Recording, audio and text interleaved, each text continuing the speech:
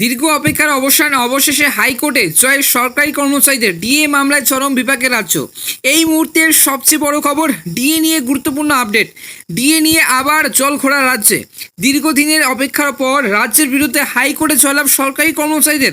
চরম বিপাকে পড়ল সরকার। কি এই বিষয়টি জানাবো আজকের এই প্রতিবেদনের মাধ্যমে বিস্তারিতভাবে আজকের এই ভিডিওতে। সরকারি কর্মীদের ডিএ নিয়ে কেস চলছে হাইকোর্টে, শুনানির কথা রয়েছে এই মাসে। সরকারি কর্মচারীদের সংগঠনের একাংশ সরকারকে চাপে ফেলতে কিন্তু গ্রহণ করছেন এবং একাধিক পদক্ষেপ। এই যে দীর্ঘদিন ধরে পশ্চিমবঙ্গ সরকারি কর্মচারীরা রাজ্য সরকারের কাছে দাবি জানিয়ে আসছে, তারা তাদের প্রাপ্য ডিএ পাচ্ছেন না। তারা কিন্তু নিজের হকের দাবির জন্য এবং হকের ডিএর জন্য কিন্তু আন্দোলন করছেন সংগ্রামী যৌথ মঞ্চের আন্দোলনকারীরা। পরবর্তীকালে রাজ্য সরকার তাদের দাবি মেনে নিলেও আশানুরূপ ডিএ বৃদ্ধি নিয়ে এবার ডিএ বৃদ্ধি করেনি। সেই নিয়ে কিন্তু এর ফলে রাজ্য সরকার, এই কর্মীরা রাজ্য সরকারের কিন্তু উপর সেই চরম অসন্তোষ প্রকাশ করে।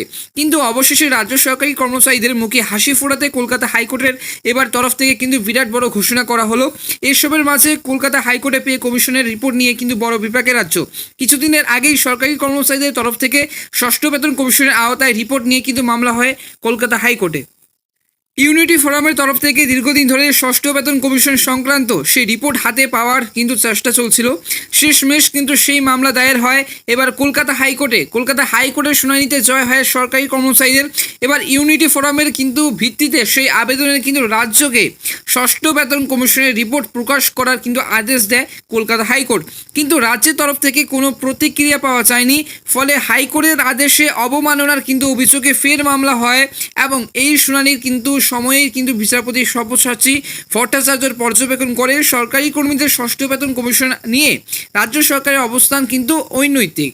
এবার কিন্তু তারপর 9 আগস্টের সেই আগে এই রিপোর্টে কিন্তু আদালত পেশ করার নির্দেশ দিয়েছে আদালত।